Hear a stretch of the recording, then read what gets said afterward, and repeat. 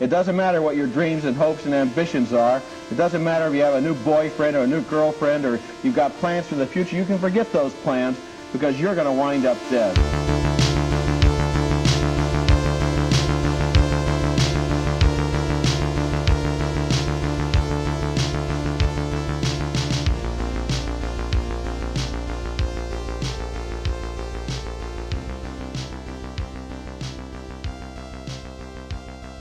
We're back. We're doing it again. This is episode 2 of Decayed Tapes. I am Max Booth.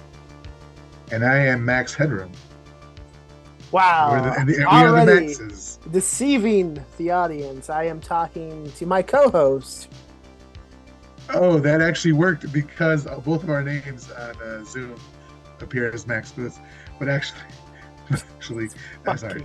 I took a half an hour nap where I tried to right before this and it didn't work out. So this is Miguel Myers. Did you fall down and hit your head in the bathroom? Yeah. Before this podcast, you have a Band-Aid across your face. Have you invented time travel as well? Yeah. How detailed do you want this story to be? Because I could just say there's a very a scratch that the other people don't want to see. I want this thing to be as detailed as you can go. Sure. So I have these really big glasses that I got that I really like, but they're big frames and they go up against the side of my nostril and they start to clog the pores and I get pimples there. It's not fun. So then I got this, it's not a scouring pad, but like for your face, like to exfoliate, right? And I went a little bit too hard, went through the skin a whole bunch, and it started bleeding, Max. I recently read somewhere that if you have any zits or what have you in like the triangle of your face, you're not supposed to mess with them because you can push the infection into your brain. Did you know about that? You know who told you that, Max? Was it you? I told you that. Was it I you? told you about that. The triangle, it's like the triangle of death. Yeah, and I put it in the chat, and then Andrew put it in his poop book. Did he? Yeah. Max, you published. This is the thing. My memory Andrew will never listen to this. I only recently discovered this triangle of death thing, like within the last few months. Is how my memory is. Okay. So this is Decayed Tapes, a podcast about shot and video horror movies. Episode 2, we were talking about Video Violence 2, the sequel to Video Violence, which is the movie we talked about last episode. We thought it would make sense to just go ahead and do episode 2. We thought, we loved Video Violence 1. We had a fun time. Surely Video Violence 2 will be a great time. We were wrong. Deeply disappointed by Video Violence 2. The best part about it, I'm not sure if we talked about these videos going on Patreon or not, but if we did, the best part about Video Violence 2 is Wilbur, who, if you're on the Patreon or not, you can see is my background, which is the best part of the movie. And when we get to there, something. When I saw it, I was pretty happy. So. If you want to see this background, go to patreon.com/Decayed Tapes. Now, I just brought up the fact that we were doing this movie before anyone got too annoyed and didn't know what was going on. I'm not done talking about zits yet. I want to. Okay. Are you someone who likes to pop? Are you a popper? What's going on? I don't pop if it's around the eyes, but for some reason. I love this. Welcome to the Dr. Pimple Popper chat. These pimples were really bothering me because the frames rest on that part of the nostril. And so, we did watch this movie as a WGOR. So let's talk about some gore. When I was growing up, I was maybe like 7 or 8, and I had an older friend, or my older brother's friend, who told us for some reason he would watch his mom be in front of the mirror in the bathroom, popping pimples and just like a bunch of ooze coming out, right? Yeah. And we're like 8 years old. We didn't have pimples yet, So we're like, oh, that's disgusting. That's gross. That'll never happen. for some reason, it always stayed in my mind. And to this day, whenever I'm like popping pimples, I think back to like that 35, 36-year-old woman who was younger than I am now, like I'm older than she was, just popping pimples, trying to get some peace, and her son looking over her shoulder at her popping these pimples. My And Wow, my mom was really much into popping too. Not so much on herself, but on all of us. oh, If she found out any of us had anything growing, she would be like, "Okay, come on, let's get this thing exploded." And she never really she had like pointy fingernails, and she smoked a lot, so they smelled like nicotine. And she was really not really tall as well, so you would have to like kind of like crouch as well, so like she could reach up and get it. Um, it was gross, and not even it didn't just end with the zits because my dad, his job involved pieces of metal sometimes getting into his flesh. So many days he would be standing in the living room topless, and my mom would be just popping metallic bits of shrapnel out of him. this face I'm making, it's just like, ugh, Decayed that sounds. Tapes, baby. I know we were going to get into the movie, but before we do, we have one little bit of housekeeping to talk about. Now, when I decided you and I would be doing this podcast, I never thought that we would have like a housekeeping section because what would we have to update people about, right? Well, I was Yeah. wrong. Episode 1, I confess that I once shit my pants at a Blockbuster, and you gloated over me. You said you had never shit your pants, you had never shit on yourself whatsoever. You were so proud. In between episode 1 and this episode, I believe you have an update for the listeners of Decayed Tapes. Yeah. Well, it happened. The worst thing that could possibly ever happen to a human being happened. Uh, and I shit myself. I got sick. I don't even know what it was. It was food poisoning. Went to a restaurant. I don't even remember what it was at this point now. And I was upstairs working in my office, and then all of a sudden I just got this wave of nausea and just like stomach hurting. I'm like, what the fuck? I barely made it downstairs. And I was squeezing for dear life. And unfortunately some escaped. And I was it was coming out of both ends. I was sitting on the toilet. It was coming out of both ends. I was throwing up into a wastebasket. And then finally, when I was able to, I crawled into the shower, and it was still coming out there. It was the worst, like 3 or 4 hours I'd ever it felt like stomach bug wise. Took a nap, woke up fully fine, completely fine. Went to Terror Tuesday that night, which is a horror movie night here in Austin. And it was fine. So I completely forgot about that. And I made the mistake of telling you guys. And Max was like, "Oh, really? You bastard." I've been waiting to bring this up. I didn't even have to write it as a note. I knew I would not forget, and I'm Yeah. proud of myself. And I can only imagine what anyone listening at home might be thinking. Just 2 episodes in a row, just talking about shitting ourselves. This is the Decayed Tapes guarantee, I think. I mean, Listen, most of these movies are about this stuff anyway, right?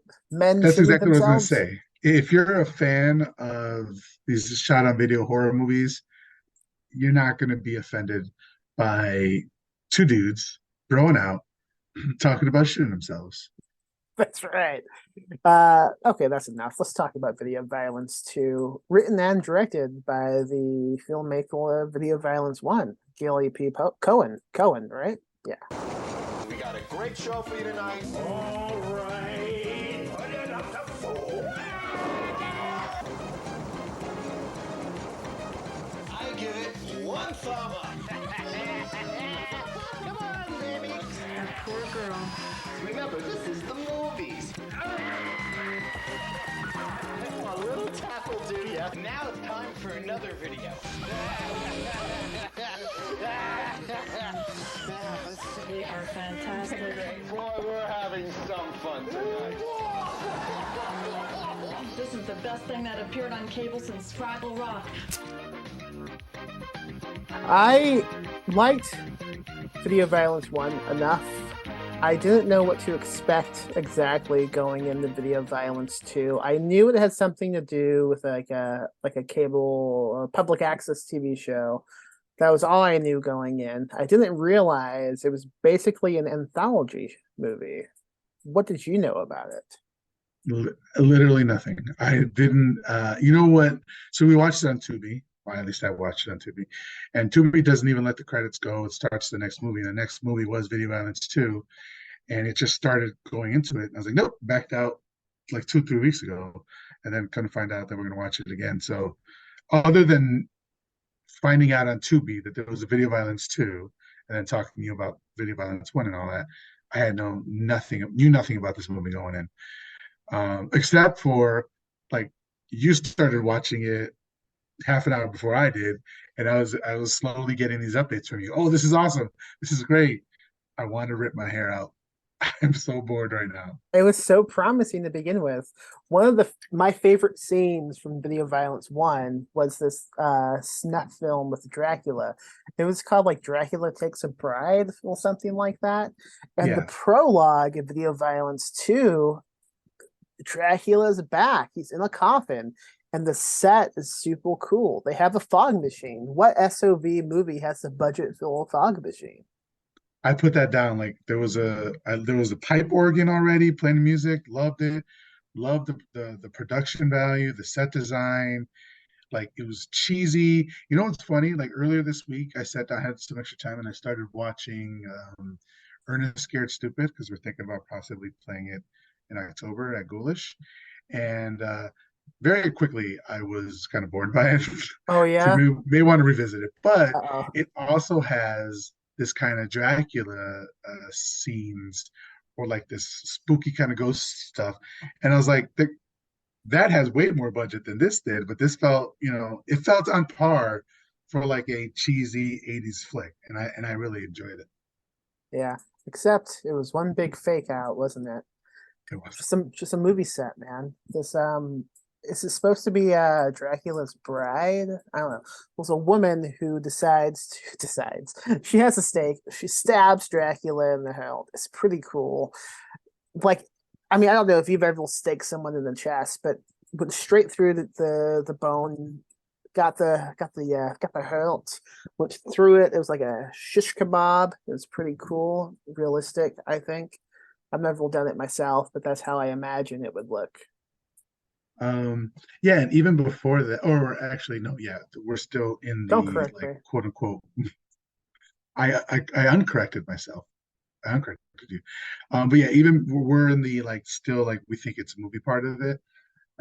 And of course, 80s shot on video, we got to see a lady's tits. We got to see the titties. So there's a nice down blouse shot of her going down the ladder, which I don't know why she's going down that way and not the other way. But no idea, maybe it's just safer. I looked down and I looked back up and suddenly she had a breast out. I didn't know how that had happened, but I didn't give enough of a shit to go back and figure it out. So I don't know how one plopped out. But yes, we do have one breast of many in this movie. She pretends to, or she kills Dracula, whatever, and then she's supposed to take a bite out of it, right? But the character breaks character, and she's like, "Oh, this is disgusting."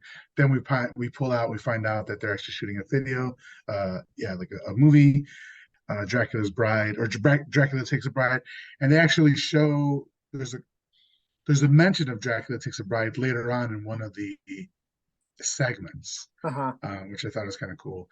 But yeah, we find out they're taking a movie. There was a bit of a funny bit going on with the director's name. The director's name was Ivan. They're all pronouncing it incorrectly. That was a bit of a fun. Evan or Evian or something like that. Yeah. But originally they called him Eli. The Phil Spilson to address the director, they called him Eli, and like he shushed them. I wonder if that was a mistake by the actor, like if he was supposed to say Evan instead of Eli. Probably like 100%. I mean, they're not going to cut off of that. It's No. fine. It's fine. No. The exact quote the actress shouts is, "Christ, the shit is disgusting," which I just thought was a great delivery. I mean, just the way she shouted that. So they cut, and then she's just bitching at them the whole time, right? And suddenly Yvonne just snaps her neck. Is that what happens?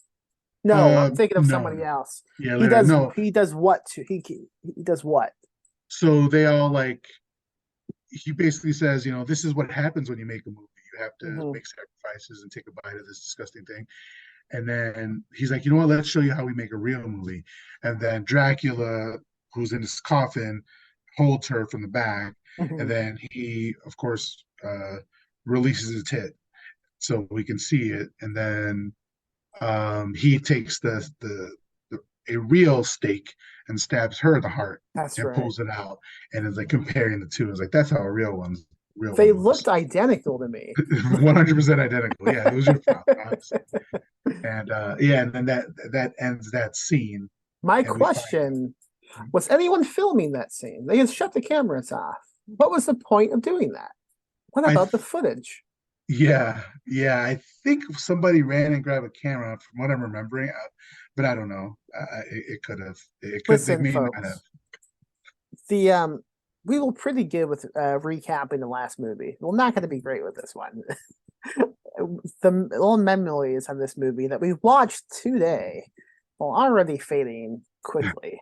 It's not a movie that you can keep track of because there's no real plot to it. It's just a bunch of scenes that kind of happen. Yeah, and listen, I respect the hustle.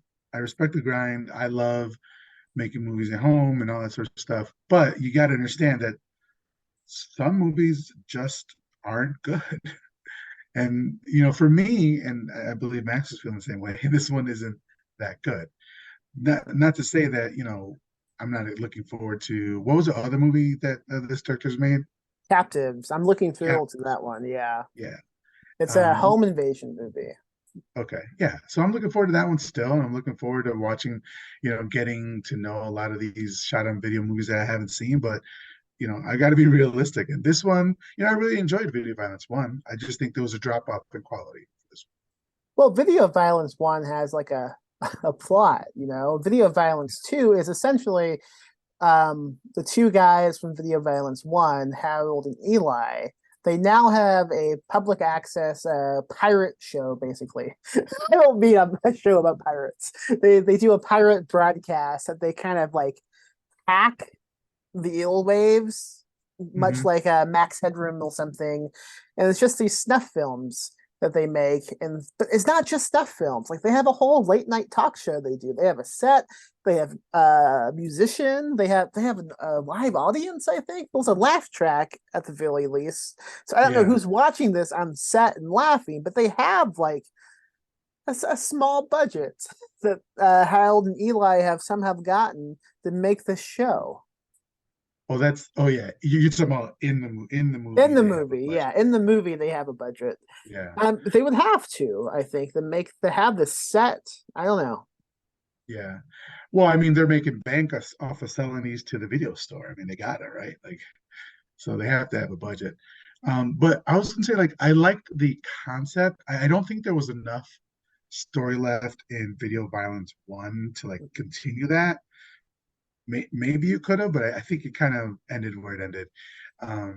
Didn't Video Violence 2 come out like within like 6 months of Video Violence 1? Oh, really? I had no idea. Like right on the heels of it. Yeah, so I think now this is really reveal myself as a bad podcast host because I forgot to research this ahead of time. But when we did Video Violence 1, I believe I read how he sold Video Violence to some distributor, and they immediately were like, make a second one. So he did. But this is also something we can get into when we interview Gilly Cohen, because spoiler, we contacted him.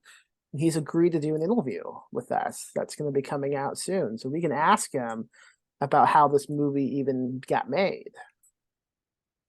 Yeah. And to be 100% honest, all of the That was all Max. Max is the one who contacted. Max would just do things and be like, "Yeah, I'm doing it," and I'm like, "Oh, okay, cool." Like in a good way.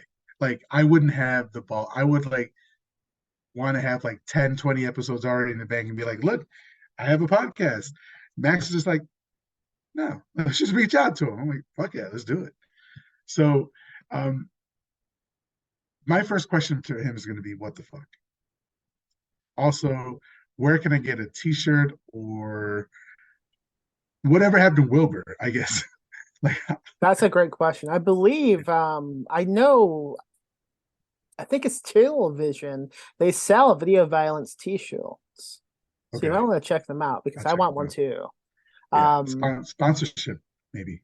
so after the prologue, we get what I think is a pretty cool scene of this local news cable network basically talking about how the Harold and Eli show has been hacking various TV channels with little snuff films. This is during the opening credits, and the news guy, like halfway through his monologue, his speech, he gets interrupted by someone off stage, and then he begins laughing. He's like, "Are you serious? Well, folks, I've just been informed that we are in the process of getting hacked by the Harold and Eli show." It's really funny how like amused and excited he is that his Yeah. channel is about to be hacked with a snuff film, basically. And do you know who this is? It's the No? Anchorman. It is the director, Gary P. Cohen. Oh my gosh. Yeah.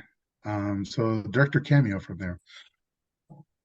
I was going to say real quick, just to finish my thought, I liked the concept of the movie, but they picked like at least one of the worst characters I have ever in my life seen on video, and it's Howard. Howard is one of the worst characters. Just the laugh. He's the It's the dude with the laugh. laugh. Yeah. Yeah, like he laughs for like 10, 15, 20 seconds while he's doing something, and it's so annoying. Yeah. So I looked him up on IMDb. He's like the only one who's going on to be in a bunch of things. I'm happy for him. He was on There should have been Scrubs. some. Oh, Scrubs is like a recurring cast member, or just Nope. okay. He also It's wrote just a book on improv. nice. Yeah. Yeah, it's just for me is like they picked the worst one of the worst characters to continue on in the second movie, and he kept doing the same spiel, and it just got grating after a while. But with that said, It's the after laugh. after the Anchorman, then he is. We are taken to WGOR, where we see Howard and Eli. They basically have a talk show type show, I guess we should say. And he's doing very cheesy jokes, just as cheesy as any late night TV show that you're going to see. Dude, it's a late night talk show. It's what we do at It's the Ghoulish show, but not but bad. Right, but bad. No, wait. Yeah. What they're doing is bad. Yes. Yes, right. I think we lost Max. So it's like very much, take my wife, please, sort of thing. Are you good? Do you need to take a break? Okay, cool. So they're kind of talking a little bit, and then we're basically they go into a segment, right? And or do they interview the woman first? I forget. So Phil, so I'm looking at my notes right now because already I blocked this movie from my memory. They have a great line like in the opening theme as it's getting set up that I wrote down because I wanted to bring up. It's so they have someone who's announcing the show as well. I don't know who's doing the announcements, but he begins by going, "Roll up your chainsaws and sharpen your knives." Great way to begin the show. You could take some notes from this guy, dude. You realize you and I we do a late night show in Austin called the Ghoulish Show. You are my Harold. Yeah, but I try not to say. You never laugh. That's true. Yeah, that's true. I'm the anti-Harold. Yeah, that's a good point. Now I'm a bit sad now that I'm your Harold and you're so then Eli, you're my Eli. Yeah, okay. I can deal with that. do they have an audience on set? Because there's a laugh track going on. I don't think so because later in the movie when we get like that last segment of what's happening to them, we don't see anybody. So I think it's a That's laugh true. track. It's almost like those watching at home is the audience. Yeah. Taking another After, toke there. after the opening, we get uh the commercial that you want to talk about, the insane commercial of a kid on Christmas Day. Please Yeah. take it away. So I was watching this movie. They kick it off into the first segment. I very quickly realized it's going to be an anthology, and I'm like, oh shit.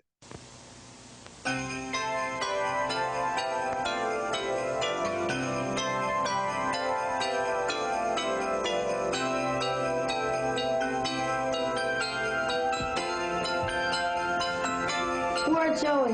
Love Mom. Looking for that special gift for that hard-to-please child? Hey, Wilbur! You called me Wilbur! This Christmas, there's Wilbur.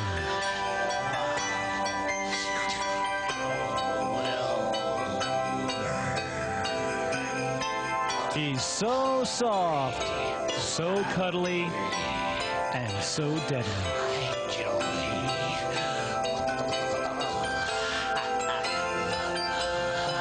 Let Wilbur do the dirty work for you.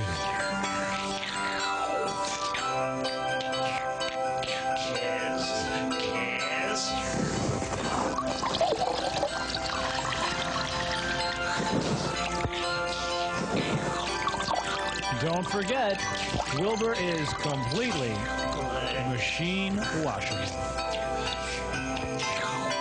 This Christmas, bring home a Wilbur. Available at pet shops everywhere. So the kid, it's a Christmas morning. He walks over to the Christmas tree, and we get this basically like voiceover of a commercial saying like, "Don't you want to give your kid the best for Christmas?" or some shit like that. The kid opens it, and it's like this gremlin-looking thing, right? But like the evolved gremlin, not like the cute mogwai, right? Gremlin, and the kid, like, he's so excited and he holds him up and hugs him, and then Wilbur takes a fucking bite out of his neck, right, and kills him. Before he says that, he goes, kiss, kiss, kiss. That's what Wilbur saying? Yeah. Yeah. Eats his So throat out. yeah. And then I think listen, I don't remember the rest of the commercial because I was do. bugging out. Okay, go ahead. So I had to say, first of all, we watched this on Tubi, which has commercials. I didn't realize this was the movie for a second. I thought it was a fucking ad on Tubi, and it threw me for a crazy loop until I realized what was going on. But the voiceover, as this kid is bleeding out and dying, advertises this toy as being completely machine washable and available at pet shops everywhere. And that was the extent of it. And that is the background that I'm currently rocking right now. It's Wilbur. So the reason why I didn't remember exactly how it ended is because I lost my shit when I saw this. This is one of those clips that they'll play at like Alamo Drafthouse before movies. The Alamo Drafthouse here in Austin, they don't play trailers for movies like AMC does, right? And before the movie, they'll play really weird clips, and if it's like a big budget movie, they'll play like specific like featurettes for that movie sort of thing, or interviews with the authors, or interview with the actors or whatever. But as far as like the weird shit, they'll just play random weird shit. And this commercial was one of those weird clips that they played a lot. And it's even been in like AGFA clips of like AGFA screenings that I've seen there. They'll play this scene, and I'm like, fuck, where's that from? And nobody ever knows. And so that way I saw this, I was like, oh fuck, that's where it's from. So in all caps, I got Wilbur. I've been looking for this clip. I've seen it before on compilations, but never knew where it was from. So the commercial ended while I was typing this shit out. So I can't just for I that have to look that up. alone, watching this movie was worth it for you. 100%, 100% worth it. You know, Because now I know like where it is, and I would like if I want a T-shirt of that specific thing, I know what to do in the search parameters, and like it's 100% worth it. you can also sound really smelled at like the draft house next time it plays, and someone's like, "What movie is that?" And you can go, "It's Video Violence 2, obviously." Yeah, Yeah. it's Video Violence 2. When I spoke with the director Gary Cohen, or Gary, he just let to call Gary. He said that he still has it or something. You know, if he still has it, how much you want to offer him? Like $200? I would go up to 5. You would return that PS5. I would. Dylan, if you're listening, stop listening. It reminded me a little bit of, and I wouldn't be surprised if this scene inspired it, the Cheddar Goblin from Mandy. Yes, exactly. I think that's because once I saw this, I got the same feeling. I'm like, wait, did Mandy just take this scene and put it in their movie? I think But so. I was like, no, this is something different. But yeah, you're right. I was like, this looks like the Cheddar Goblin, or reminiscent of the Cheddar It Goblin. looks like it, and it's also being played during like a fake commercial in a movie, and it just goes berserk. And also, like Mandy, the best scene of the movie. One of the only good scenes in the movie. You didn't like Mandy? That's okay. Well, we're gonna talk to the director next week, so we'll see what he has. I would love that. I like Mandy okay. I love what's that Black Rainbow movie he made? It has the real black and it has the real rainbow in it. That's pretty good. But now I'm blanking on the title. He also made one of the episodes of Cabinet of Curiosities on Netflix. One of the best episodes he made. So director Panos Cosmatos. Yeah. Beneath the Black Rainbow? Beyond the Black Rainbow? Yeah, that's pretty good. I like Okay. that one more than Mandy. I haven't seen that one, but I really liked Mandy. I haven't seen the Guillermo del Toro's Cabinet of Curiosities. I was hearing mixed bags about it, so I need to just watch it. I highly recommend it. There's some bad ones, but I think there's more good than bad. Just like any anthology TV show, not every episode's going to be great. Did he direct any one of them, or was he just series? Like, was he just a series executive producer? I don't think he directed any, but I'm not 100% positive on that one. Don't come here expecting answers. We're like barely hanging on by a thread. No, I mean, you just spent the last 2 weeks shitting yourself, and I've spent the last 2 weeks, I don't know what I've been doing. Oh, writing a book. There you go. That's right. We lost Max for like 3 or 4 days, longer than that. But like, you know how people say, I spent like 2-3 years writing this book. Max is just like works on a couple days and it has a book out, and it's pretty crazy. I have a book called The Last Haunt. I pitched it to a press in December of 2022. They gave me a contract. I said I'll be done with this soon. Then I waited and I waited and I wrote it all like in a week back in September. And now it's available to pre-order now. Depending on when this episode goes live, maybe it's out already. The Last Haunt. Go pick it up.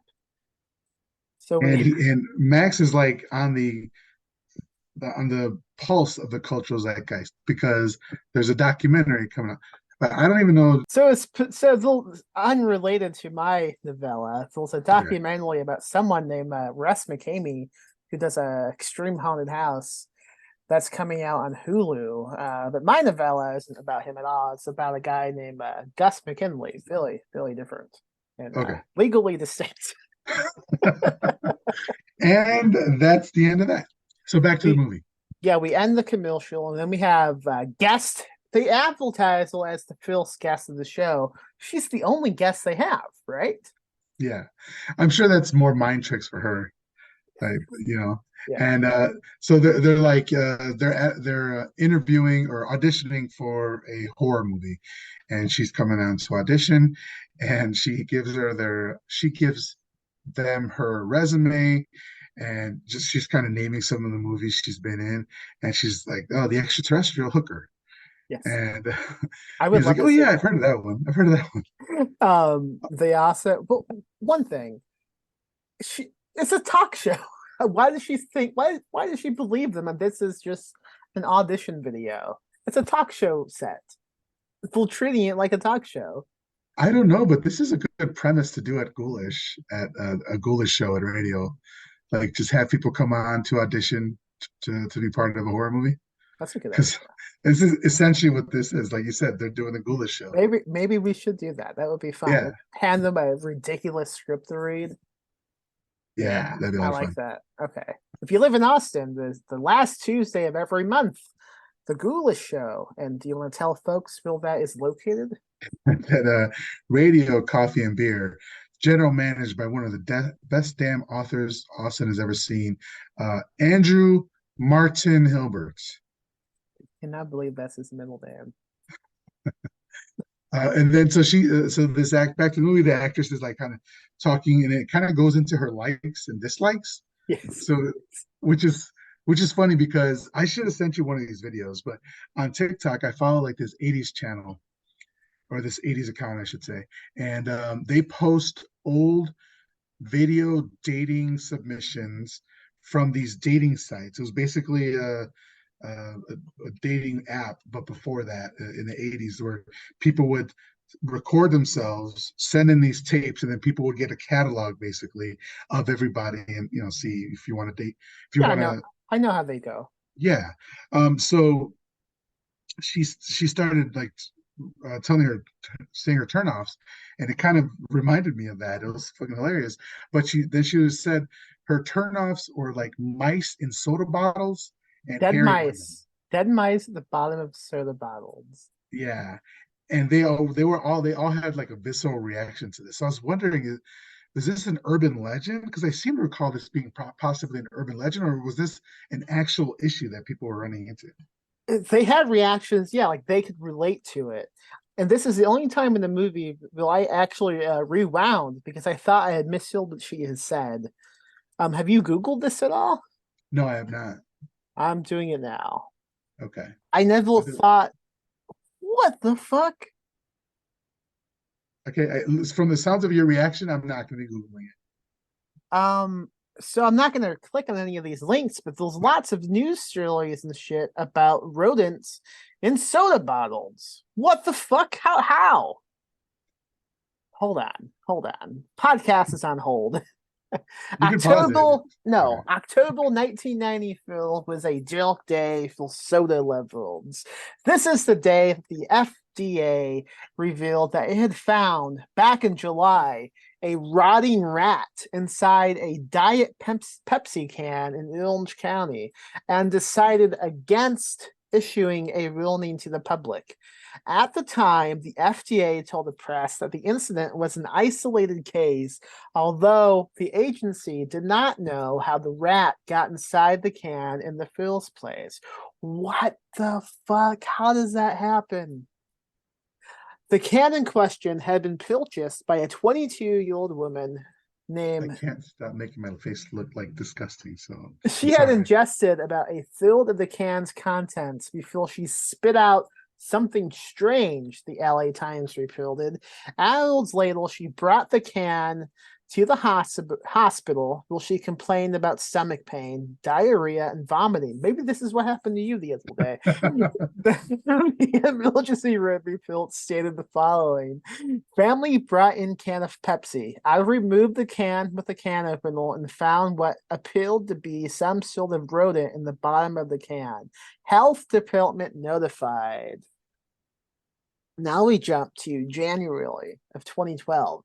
In November of 2008, an oil company worker named Ronald called Pepsi and told the company that he had found a dead mouse inside a can of Mountain Dew.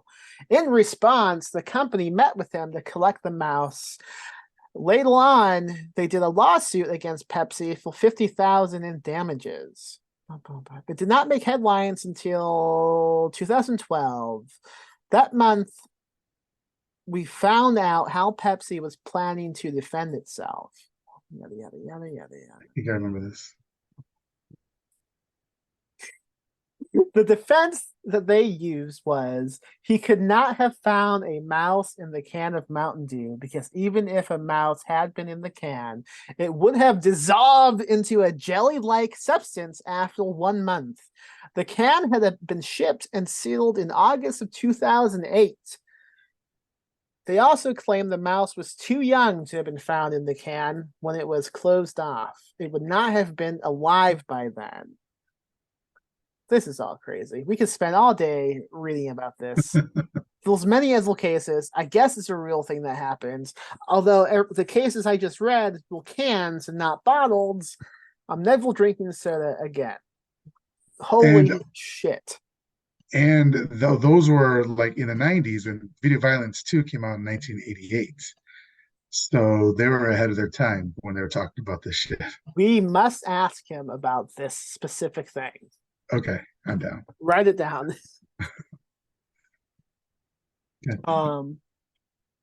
So after that, they do an audition. The audition continues into a really uncomfortable stripping scene. Basically, they say, hey, you know, this movie, you have to get naked, so why don't you show us the goods?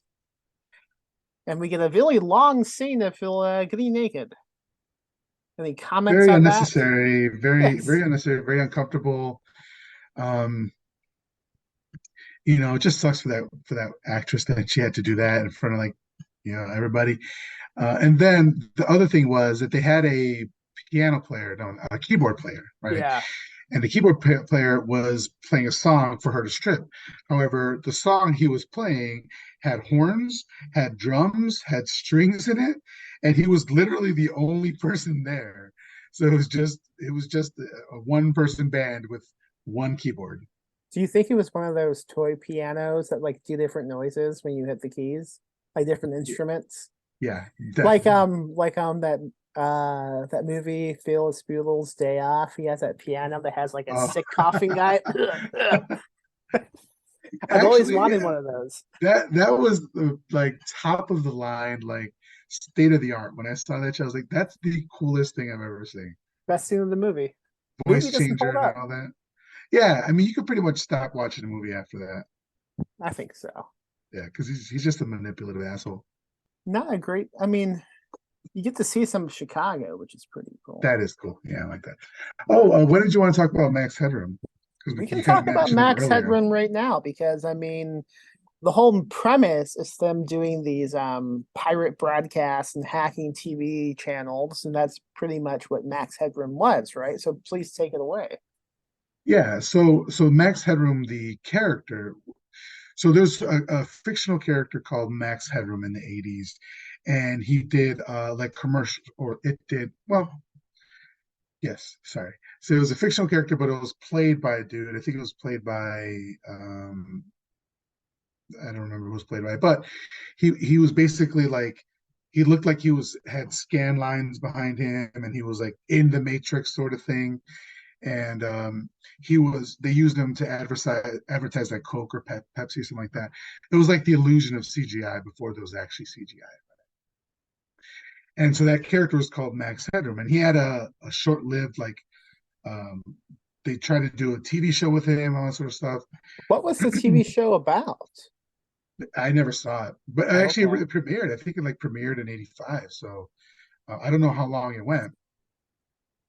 Max But he Headroom did do? have a Christmas special. So it had 3 years on the Cinemax, and a Christmas special that was written by George R.R. Martin. Did it? Yeah. That's really cool. And then Okay. so anyway, so there's this weird character called Max Headroom that in the 80s, and then in 1987 in Chicago, people somebody or a group of people hacked into the airwave of WGN TV, the news. It was a news channel at the time. At the time, it broadcast at 9 p.m. So they hacked into that as wearing a mask of this Max Headroom character, and it was just for snippets, like a couple seconds here and there. I think it was a total of like 90 seconds, and he was just saying gibberish, and they were like moving the camera around, trying to look avant-garde or something like that. Just really weird. And I think he did it like I think they did it like twice. And yeah, that was the Max Headroom like signal hijack. And the person or people who did it were never caught. They just hijacked into the signal, did it like once or twice, and then just disappeared using this Max Headroom mask. And it pertains to this movie because that's essentially what they're doing. They're signal hijacking uh, into the live feed of this news. So this happened in '87, and Video Violence 2 came out in '87. Oh no, Video Violence 2 came out in '88. Yeah, so I'm I sure wonder if there was some Max connection. Headroom inspired it heavily, if I Yeah. had to guess. Because I know they mentioned something about this in Video Violence 1 about like having a like hijacking the wave or something like that. But yeah, I do want to ask him what came first sort of thing, if he was Yeah. inspired at all. I didn't realize that Max Headroom was like a TV show as well. I never knew much about him. I just knew the central like gist of the hacking incident.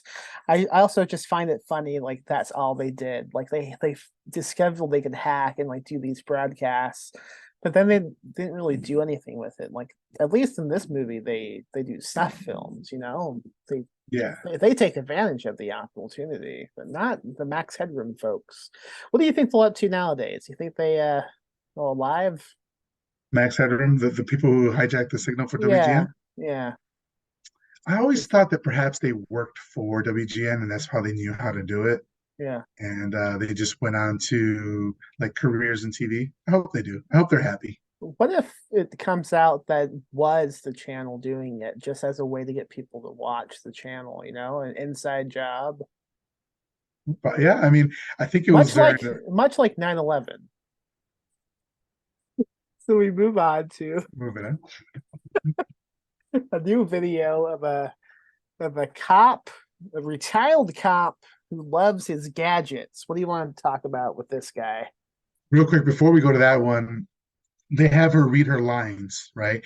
Oh And yeah. so she's gotten naked, and they ask her to cover herself with oil. So I put there's a excuse me. There's a scene later on where I thought this even more, but I can say right now, there's no way that this wasn't somebody's porn. Like the people were jacking to it because like she oils her breasts up, and later on it's even more egregious. But anyway, so her line is, "You scared me," covering her breasts, like she says the directions she's supposed to do. So that was funny. I like that. But yeah, this is definitely somebody's porn. And then before we move on, that reminds me. So for those listening who do not know, I did write a screenplay for a movie called We Need to Do Something. It was produced and came out. It's on Hulu now. But there's a moment in the movie. I'm gonna spoil a bit. A voice is audible. If you don't see who it is, it's just a voice, like a demonic voice that is meant to be the voice of a dog, and the voice says, "I'm a good boy." And we ended up getting a pretty famous person to do that voice, a man named Ozzy Osbourne. You might know him from the movie Little Nicky. So we got Ozzy Osbourne to do the voice, and what basically happened was he emailed us a track to use. We didn't like meet him. He emailed us from Here's some music from your library. Why? No. He emailed us the track, and we listened to it. And I have to talk about what this track sounded like because it's really similar to what we were just talking about. So it's Ozzy in a room, and he's sitting with, I assume, some friend of his, and the friend is reading the stuff that Ozzy is supposed to say. So the friend goes, "Okay, now say, 'I'm a good boy, but scaly.'" And Ozzy goes, "I'm a good boy, but scaly." And the friend begins cracking up, and he has to correct him. Eventually we get it. I wish I had that original audio because it was so fucking funny. We all listened to it and laughed. But that was pretty much it. I've always found that funny, and I don't think I've talked about it like publicly anywhere. Yeah, that's really endearing. I mean, he's just an old man now, but that's hilarious. But speaking of auditions, I mean, I went through the audition process with that movie. Like, I watched a ton of videos because some of the casting decisions we made without doing auditions, but like of the small kid and also of the teenager who plays Amy, we watched videos of auditions. This was in 2020, so it was all over Zoom and various videos that were emailed to us, and it was really funny watching the audition tapes for the kid, the boy. Maybe not even funny, but sad and scary because there's a lot of like profanity in this movie, especially of like the parents saying mean things to the kids. And so we would get these videos of these small boys, and off camera would be like the kids' mom or dad reading the other lines. Like, so you just feel off camera like the kid's mom going, "Oh, you motherfucker." Well, you know what you did to that kid in that movie. Yeah. Loved it. But I know, I wonder if that kid has gone on to make any more movies. He is not. Okay. I look around once in a while. I haven't seen anything on IMDb show up, and plus we follow each other on Instagram, and there's been nothing much since then. Okay. So the segment you were talking about, it's about an ex-sheriff, right? But it is the sheriff from part one, the same actor who was the sheriff from part one. Yeah. I did not notice that. He says he's retired now. So, and then essentially it's just like he wants, so so he's shooting his own snuff film, and he got a man who attacked his wife, right? Or I mean, his wife kind of set it up for the man to attack her. They got him and they put him up into an electric chair, and they were going to fry him. And he's like, "We're doing this because they abolished capital punishment in." And he looks around. He's like, "Should I say where I'm from?" And then somebody off screen probably says no, and then he quickly covers up the New Jersey T-shirt that he's wearing. So it's like, you know, some of the humor is there. You know, it's funny. And then the movie isn't completely terrible. It's just what I think, and maybe you probably agree with is every segment goes on way too fucking long. Like there needs to be some editing involved in this movie. I mean, the movie's only an hour and 15 minutes, but every like little joke or segment doesn't really land because it gets dragged out and out and out. It just becomes so tedious. Yeah, and I'm sure there's something to do with like needing to be at least 80 minutes or something to be able to distribute it or something like that. But I agree, it could have been could have been tighter, and it probably would have been better. But Captives, the next movie we're going to watch by him, only 83 minutes long. I'm pretty excited. Yeah, me too. So then it's like what did they say, like a homemade hot seats. I mean, nothing really much happens there. He flips it, and then the guy's head explodes, and the eyes coming out were fun. That was cool. Yeah. Like, it was like obviously like low budget, but it's practical, and I love fucking practical. So like, even if they did a supercut of just the practical effects they did in this movie, that would be kind of cool too, to see that. But what did you think of like this practical effect here, the eyes coming out and the head exploding? So I kind of zoned out a little bit at this scene, because before that was the really long like stripping scene, and I was just kind of like, I don't feel like this is ethical. And then I realized we were on to a whole new scene, and my head just exploded all of a sudden, and I thought, well, this is really cool. I should have paid more attention. That's all I have to add. All right. So, but I mean, essentially that's it. That scene, that it explodes. Yeah. And it goes back to Howard and Eli. And we have to ask him about like some of these practical effects too. How did you blow up this head? I'm always interested to hear how head explosions happen in real life and in movies. You did an episode on the Ghoulish podcast about like spontaneous combustion, I feel like, and yeah, you did. Pretty sure you did. Okay. That's what the story I'm telling myself is you did it, and that's regardless. I just wanted to say like spontaneous combustion is always like a topic that I find very, very interesting, but also don't believe in it at all. I don't think it's possible or real. So spontaneous head busting would be pretty cool. Head bursting, I should say. Dude, you had a bit of a spontaneous combustion the other day in the shower after you drank a Mountain Dew rat. You want to do the line again? What was the line? That's whenever Hillary's making fun of me and she stumbles on a word, I say, "Oh, do you want to do the line again?" Oh, well, guess what? I'm not your fucking wife. Yeah, because you won't be sister wives with me. I'm your boss. Yeah, that hurt me in my heart. Good. Or just I could just be having a heart attack. I mean, you might be spontaneously combusting, dude. That's true. I gotta ask Zach, friend of the show, Zach Chapman, he's a big conspiracy theorist and he believes certain things. One of the things he believes is blindness isn't real. Yeah. Just throw that out there. What inspired that conspiracy, Miguel? I have no idea. If anybody listens to the show ever runs into Zach Chapman, friend of the show, ask him what he thinks, why he thinks people that are blind are faking it. And he also thinks people when people say they can't swim, he thinks the line. He thinks everybody can just swim. Yeah, so you know what that means is like everybody who's ever died of drowning is faking it. Yeah, they just fake their own deaths. They're still alive. All right. So the next segment, we've been on this we've been talking for like an hour, like 2 segments in. We're going to be longer than this movie, and that shouldn't be possible.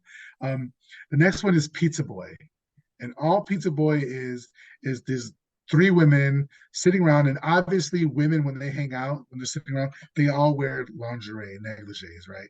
That's how they hang out, and they're watching Howard and Eli, and basically saying we could do it better. Like, you want to try to do better, and one of them,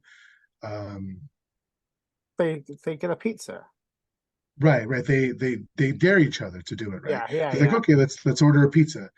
So they order a pizza, and they're like, she's like, yeah, they said it would be here in like 15 minutes. And then they sit down, and then the pizza's there. They also intentionally call from a place out of town. Would they fucking deliver to another town? I don't think that's how pizza delivery happens. I don't know. Small towns. You're from a small town, Indiana small town. You tell me. Talk about real friend. This scene was a little triggering for me. I don't know if you and I have talked about it, but I kind of caused a bit of damage in the whole community scene with pizza related hijinks.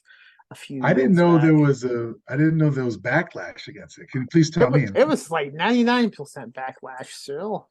So I did an anthology with my friend David James Keaton. I co-edited and published this anthology called Tales from the Crust.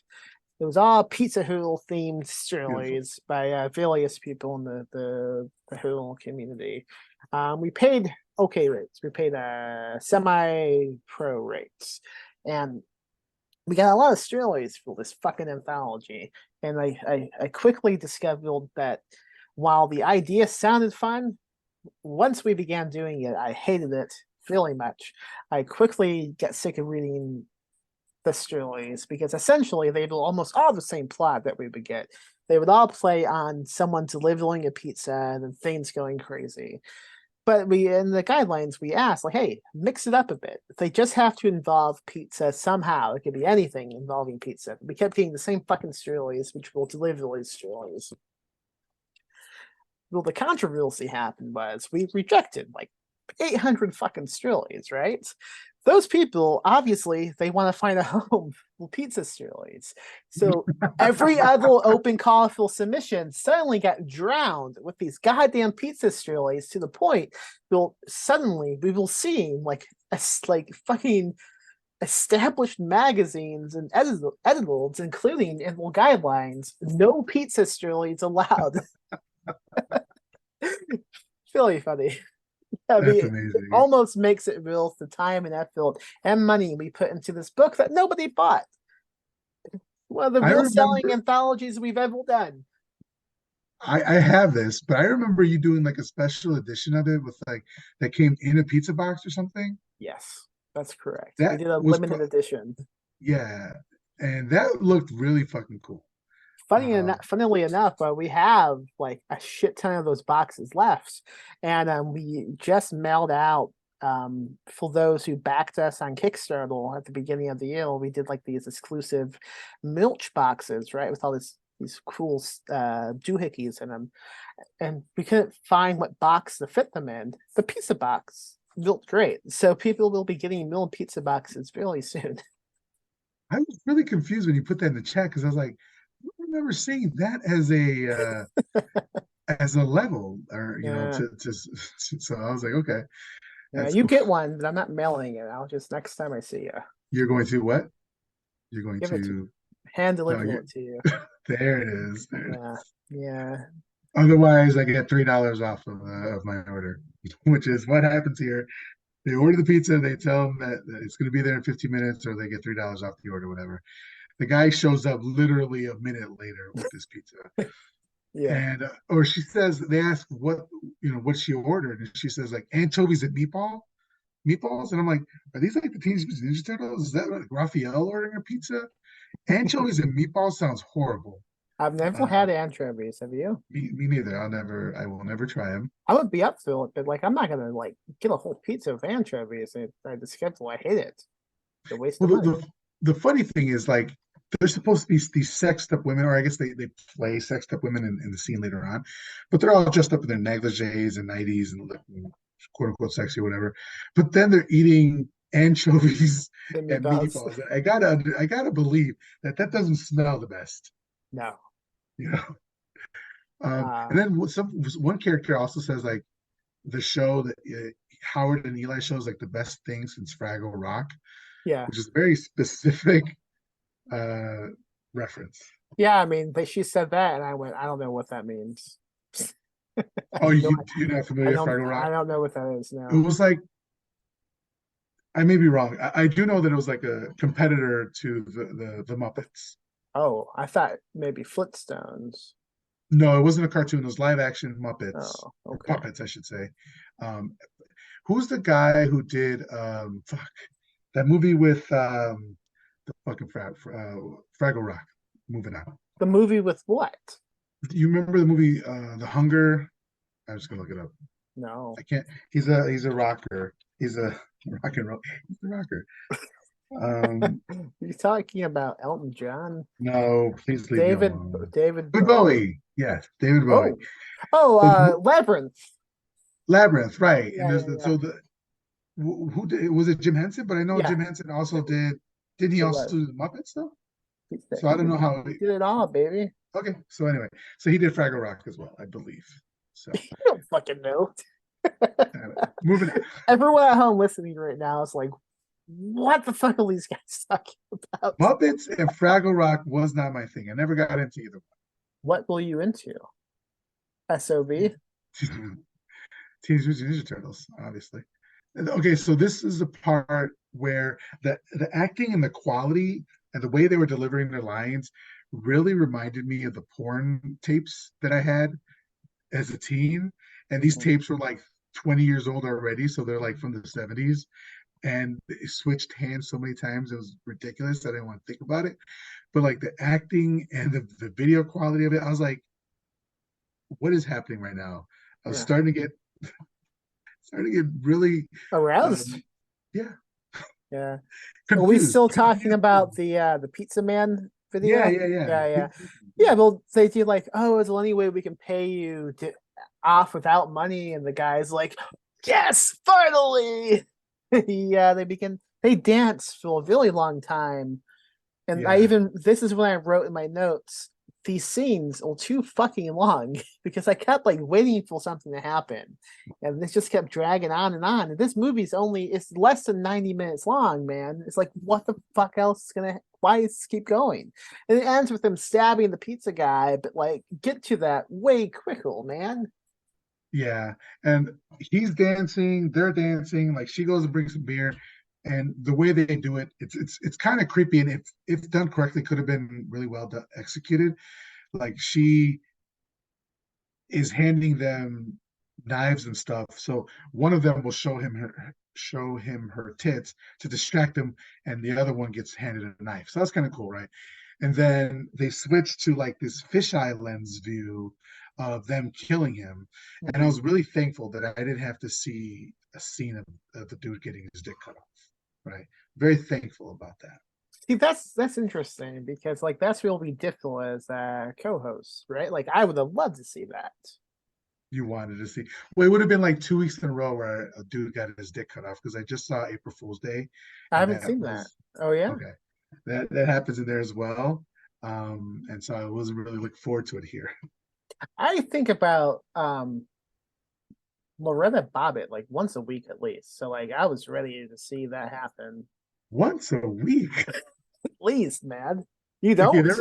No. It's fascinating. I don't know. Literally never. It reminds me of this fucking thing that's happening on TikTok right now where women are asking men how often they think about the Roman Empire.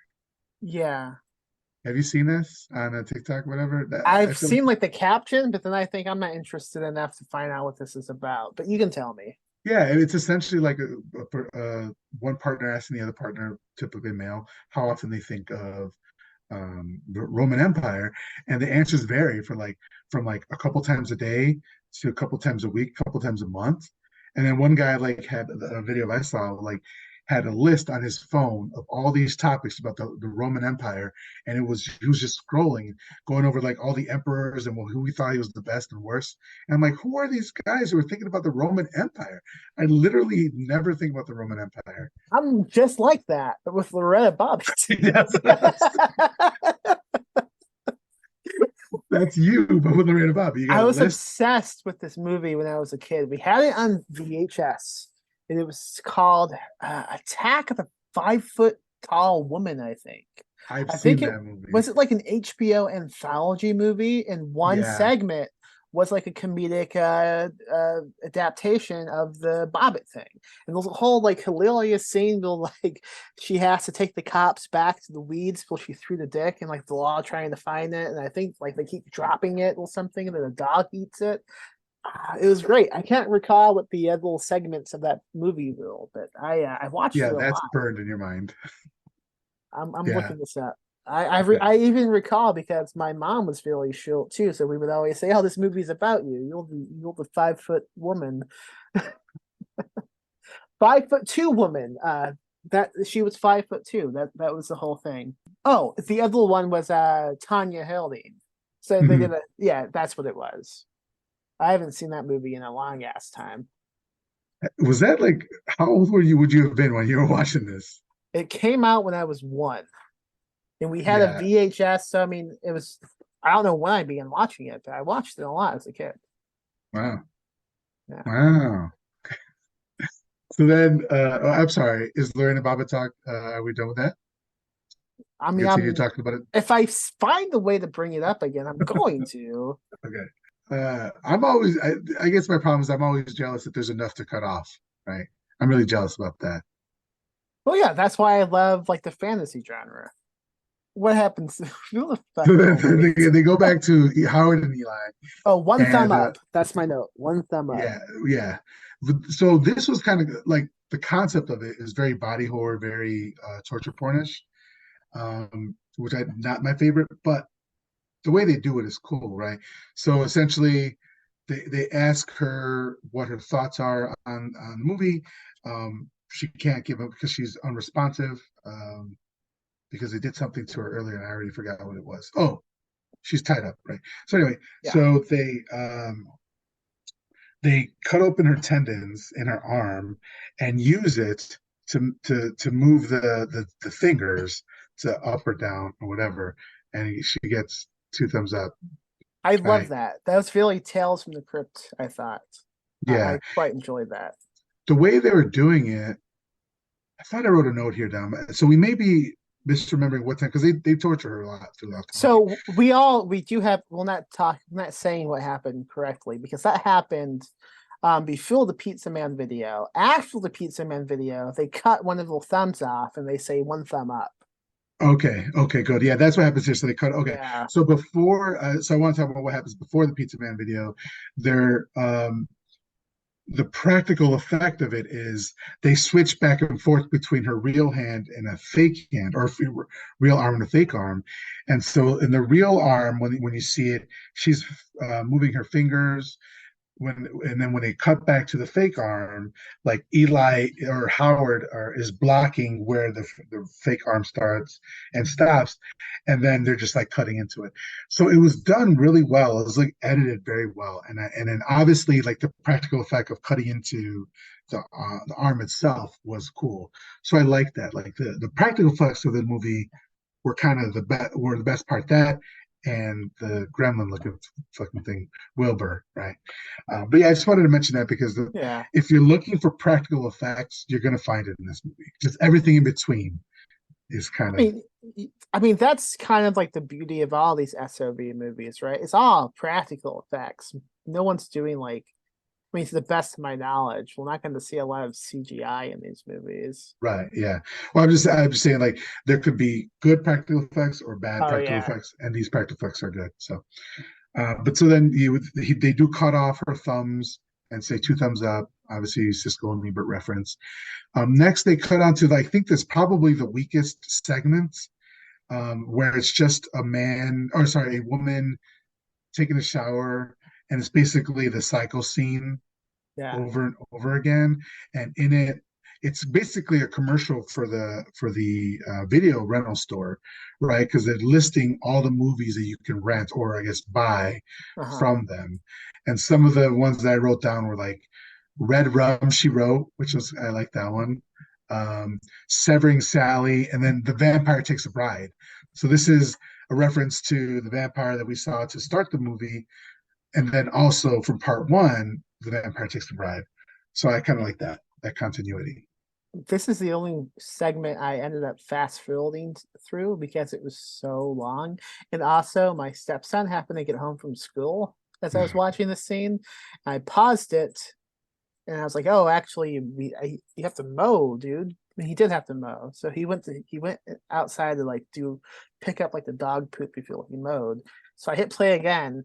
By the time he finished picking up the dog shit, he walked back in, and the scene was still going on. I'm like, I don't like how out of context this might seem, so I just fast forwarded through it.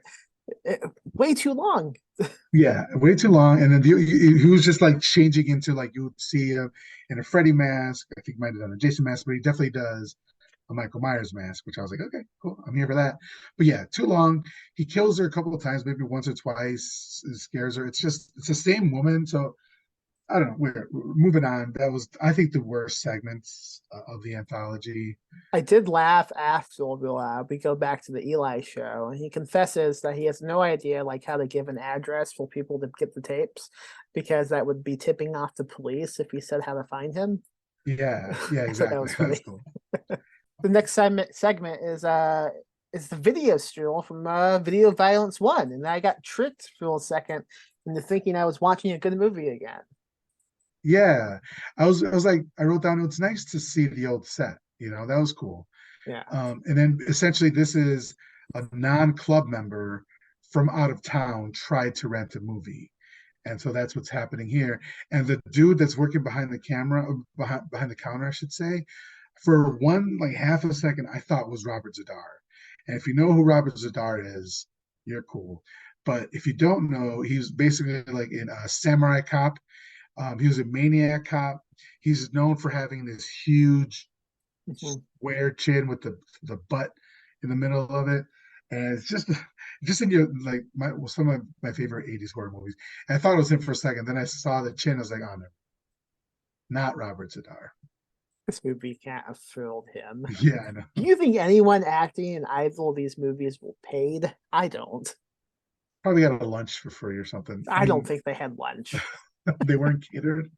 No, we could ask him on the interview. Was there like food provided the catering on the set budget? of Video Violence 2? No, not even catered by Deli Dick's Country Kitchen, my pal. You like that transition? Yeah. Well, if you want to get to it, yeah. So essentially, but for this one with the out of town member, they kill her, right? And they wrap her face in cellophane or whatever, kills her, and then they record that. and that's the movie. I mean, that's the Well, that's not the end of the segment because as she's like dying and breathing the last breaths, and Ethel Kestermill is like, "When is this one going to be available to rent?" And the lady's like, "God, for Christ's sake, all you people ever want all the new releases." I like that. That was pretty funny. that felt very inside baseball for people who've worked at video rental places. Mm. Because like Have I you? remember going to no, but I was just saying it felt like it because I remember going to Blockbuster on Fridays when the new releases would come out, and all you wanted was to get a new release before everybody else got it for the weekend, and they'd be sold out. And I remember like towards the end of Blockbuster being a thing, they started guaranteeing new releases. So what that meant was they would buy hundreds of these new releases for each store. And so you, when you got there, you were guaranteed to get Halloween H2O or whatever, right? And then a month later, when nobody was no longer interested in this new release, they would have hundreds of these videos laying around and they'd sell them, for like $5, $10 or whatever. So I'm Yeah. sure that was a very good return on investment there. But when he said it, I was like, oh, because he did work. I believe he worked at He owned one. yeah, he owned one, right? And the Yeah. character in part one owned and worked at one as well. So that's why I said it felt very insider baseball. But the other thing was you couldn't really make out any of the videos on the shelf, which was a real bummer because a part of the joy and the charm from part one was that you saw a lot of the movies, like the old horror movies from that time frame, on the shelves. I saw like one or two. I saw those Lethal Weapon poster in the background, and then there was you could make out clearly like Santa Claus, which I'm sure there's been tons of movies named Santa Claus, but it was CLAWS, sort of thing. So it's kind of disappointed in this scene. But then it does transition over to the Dick's Deli that you were talking Deli about. Dick's Country Kitchen is the name of it. And Which was so I was just saying, which was the deli from the yeah. first movie as well, yeah. Yeah. I think this is just like them. It's like one of those paid for TV videos, right? Where they keep trying to sell you ads seen on TV videos, I mean. So they have just several different items they're trying to pitch you. Mm-hmm. Like an infomercial. Infomercial, that's it. Yeah. They had two of them, a slice and dicer and a Draco-matic. Yeah, something like that. Yeah. Yeah. The slice and dicer was basically they take this woman who came in for she was going to be a new hire that day, whatever. She's out of towner as well, and they put her hand in this. It's basically like a tomato. If you see like a tomato slicer, it's essentially that, but it slices off her hands, but it doesn't work as well. They're like, yeah, basically, we're working on it still. The next version is going to be able to cut through bone, stuff like that. But so he gives her lemonade, which is what they gave the characters in the first part, lemonade as well, for that. So it's kind of a cool connection there. But then there was like rape jokes, which was really in poor taste because essentially the woman has been drugged. And he was like, these are the things you need. And one of the things you need is a willing victim or something like that, or a willing woman or something like that. He like winks at the camera. It's like, I don't remember any of this. Yeah. So that was kind of in poor taste, but it's 80s. Unfortunately, that's happened a lot. But the effect was cool though. Again, the practical effect was cool. The Dracula one, it's essentially that they just stick this thing in your heart. It's basically a tap for your heart, so like a beer tap, but for your heart or for your body, so that they can get blood out of you. It's fine. It was okay. I would like a Draco-matic. It's pretty cool. For yourself, to tap yourself off. Just want to drain myself, buddy. Yeah. And that's it, right? The show ends after that. Like that's the end of the Harold and Eli show. Right. Yeah. They say that's it for the night, and they kind of sign off, but then stuff happens afterwards. Should we talk about the stuff that happens afterwards? Yeah. Oh, okay. Do you not remember? Yeah, I remember. Okay. Yeah, it's kind of it's a fucking cop out. I felt like the actress they've been killing and torturing on the video is indeed an actress. She's fine. It's all been faked. She's alive and she wakes and she she stands up after the camera shuts down and she begins bitching at them about the bad script and like the blood itching I don't know. Yeah. I mean, it feels like they've lost the edge in Video Violence 1. Well, yes, but then what happens is because she's complaining, and they always write women as like these harpies or these naggers, right? But so she's complaining, and then he's like, you know what?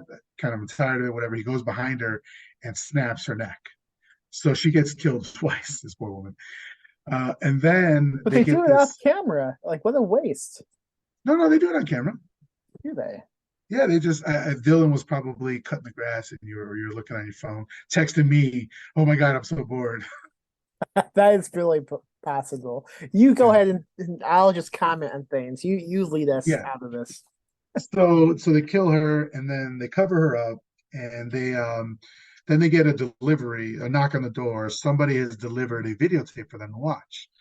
So they put it in, and they're watching it, and we see it's the couple from the first movie who survived, the owner of the restaurant. I'm sorry, the owner of the video store and his wife.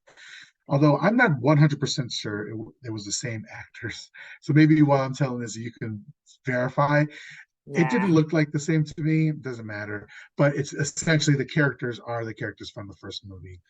And they're basically they're like, oh, I bet you don't know why we're still alive, sort of thing. And they say that they've had the best surgeons and the best reconstructive surgeons put us back together. And then he flashed back to the ending of the first movie, and dude has a whole eye out, and like the ladies, they're obviously dead, right? Yeah. But he's like, we've come back, and we've already notified the FBI, and now Howard and Eli are like losing their shit, but the crew people in front of them are just giggling their heads off, right?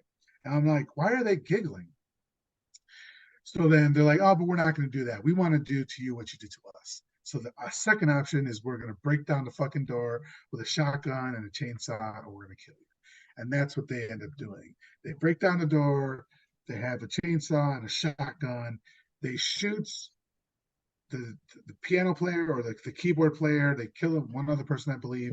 And then they're about to shoot and kill Eli. and Howard.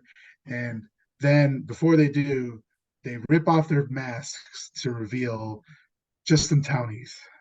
It was Yeah. a big prank, and they just got them. It was like, oh, you've been punked. My name is Ashton Kutcher. Oh no, we're not saying his name anymore. He's been canceled. But you've been pranked. So that's basically the end of the movie. And then they say, I think she's their agents, and she's like, I just finished talking to the rep from such and such, and they want to do a mini series, and they want to do a TV show, and then the best part, the Howard and Eli movie, and then they go, yeah, and they end on the freeze frame of them rejoicing at They the do. idea of them They getting a do. movie. I was like, oh I shit, would okay. not watch that movie. What would the No, movie be? we just watched this movie and it was nothing, so I Yeah, don't know. if they can make a movie, what do you think it would be? It would be a bigger budget version of this. Yeah, it would be like Wayne's World, man. Snuff. A snuff Wayne's World sounds cool, but then But then you see this and you realize it's not cool because this is basically a snuff Wayne's World. that's the end of Video Violence 2. Video Violence 2 has come to an end. I have nothing else to say about this movie. I was not a fan. There was a weird song over the credits about like a crocodile alligator, and I was like, I don't know, whatever. As soon as I saw the credits, I went, okay, I'm done. And I closed it out. Yeah. Again, I like the spirit. There was some cool practical effects. Wilbur was probably the highlight of it for me. Yeah. I will be returning to that segment. I want to know who wrote that segment. I want to know who shot. Well, I'm sure the director shot all of this, but who wrote that segment? What happened to Wilbur? All my questions when we interview him is going to be about Wilbur. We need to also ask, like, what will some of the rejected ideas for like the segments of this movie? Because I bet you it'll sound like they wanted to shoot but just couldn't like figure out how to do. If we had no crazy shit like that Christmas commercial, the one you like, the movie would have been a vast improvement. Yeah, I think But also, wait, thinking about this now, so like all the segments in between this talk show were supposed to be clips that people had sent in that were like flown types of snuff films.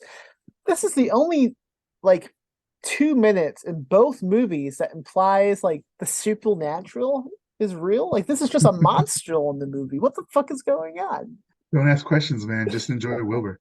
But yeah, so I mean, do you want to go into ratings? Yeah, how many Dracomatics would you like to rate this movie? I think I give it 1.5 Jackomatics, and the half star was for I gave it 1 full star for Wilbur and half a star for the practical effects. But other than that, it just dragged on too long. The quality was dropped off from the first one. I understand anthologies don't really have plots, right? They just have a wraparound story, but the wraparound story wasn't really well. They like, I didn't really enjoy it that well. They focused on one of the worst characters I've seen in a horror movie in a very long time, which is Herbert, Wilbert, whatever the fuck, not Eli. Harold. Howard, yeah. That's my middle name, dude. Your name, the middle name is Howard? Yeah, for real. Nice. Yeah. Were your parents like fans of the Three Stooges? Like, it was my dad's middle name as well.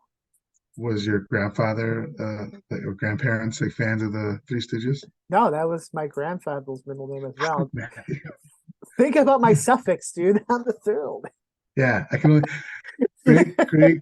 I didn't know you also keep middle names. You don't even change up the middle name. The whole name has to be the same. Otherwise, it's fraud. So if someone was interested in watching or reading something else kind of like this, the same maybe themes or vibes, what would you recommend? You have anything? Well, first we got to go back a little bit because you didn't rate it. Oh, I'm same page as you, 1.5. Has a great premise, and I was super disappointed in it.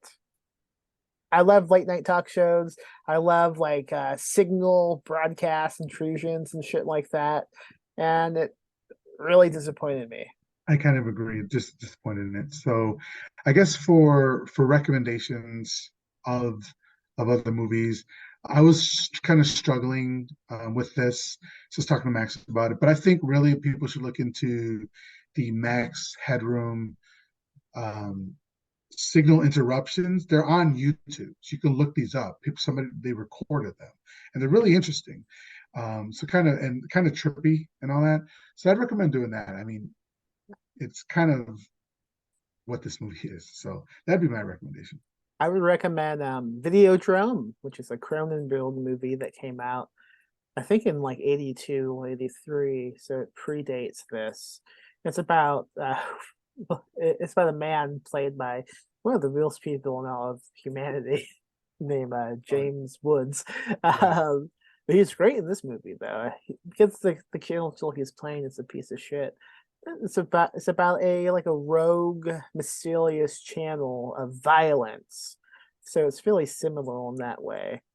I would also recommend a movie called Broadcast Signal Intrusion from like a few years back.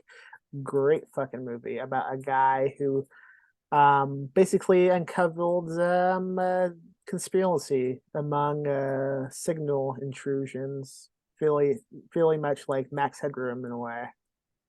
Okay. Yeah, you told me about this. I haven't watched it, but I'm interested in watching it. It's fun. I like it. And you guys published kind of a book in a similar vein to this, right?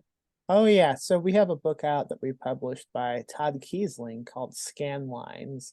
It's kind of fit, kind of not. It's about these kids in the 1990s who go to download some good old-fashioned internet pornography, but instead they download a public suicide video of a politician, and then the ghost of the politician begins to haunt them. So it's kind of in the same spirit. Yeah, definitely. Yeah. And that was actually going to be, or it was a contender to be one of the names of the podcast, the Scanlines. Yeah, you hated it though. Yeah, I don't like it. That's I don't okay. like That's okay. I'm happy with Decayed Tapes. One other thing that I'd recommend is the trailer that Max recorded or made for Scanlines that they could find on YouTube as well, right? Wasn't it for Scanlines? Yeah, it should be on my YouTube channel. Just type in ghoulish and maybe ghoulish. Type in ghoulish and Duncan tape in the YouTube, and you should find it. I used to have a whole website set up, but I recently let the domain expire, so I don't Yeah. have the website now. But yeah, that was you make trailers for the books for some of the books you release, and I thought that one was particularly good. I like that. It was Thank creepy. you. I spent a day making that because a lot of it is just edited ill-archived footage, but big segment of it is me in my garage standing and pacing around a good old-fashioned box TV with the whole blue glow, which I got after posting in my Facebook town community group asking if anyone had one of those TVs I could borrow. And some lady was like, just take it. No one uses it. Please take it. So we drove and picked it up, and it was so heavy. We took it to the house and I plugged it in my garage, and I made this video holding a really big kitchen knife that was really sharp. I could have easily stabbed myself with it. And I was pretending like I was slicing my throat in the video, and it did occur to me that I could actually slice my throat in this right now by accident and just die on video, and my wife will come home from work and just find me bled out in my garage, and that would have been pretty funny, I think. But People would have thought it was a suicide. They they would would have thought that you. they would have thought that. But then that TV just stayed in the garage for a while. It didn't like function correctly. We didn't know what to do with it. We tried to throw it away, but the trash wouldn't take it. So one day I threw it in my trunk, and I drove to the hotel that I used to be employed at. And I just fucking kicked it out into the parking lot, and I went home. You give them middle fingers, they're like, fuck you, and then just bounce. Yeah. That concludes that anecdote. But Yeah. it was raining really hard. There was a storm going on. I had my stepson with me. It was just the two of us. I told him to be lookout. He was like, "What are you doing?" I didn't tell him ahead of time what the plan was. I just got out and I pushed it out. It shadowed on the concrete, and I got in. And I was like playing it up to freak him out. I was like, "Go, go, go, go!" And I just like hit the gas as well as I could. And he was like, "What's going on?" It was great. The next day, the TV was gone. No problems. No problems with it. Yeah. You said that was the end of that storyline, the anecdote, and it went on for another 2 minutes. Yeah, well, that's all. That is a common thing. Do we not know how to end a podcast? No. All Stay right. tuned for next time, folks. We're talking about Captives, Gilly Cohen's final movie, outside of some documentary he made that we will probably not watch. We're talking Captives. Supposedly, it is the first shot on video home invasion movie. I'm really excited to watch this one. Nice. I'm excited for it too. We'll check it out. If you'd like to follow me, my name is Miguel Myers. You can follow me at MHC Pod on Twitter, at My Horror Confessional on Instagram. Obviously, I do a podcast called My Horror Confessional. Obviously. Yeah, obviously.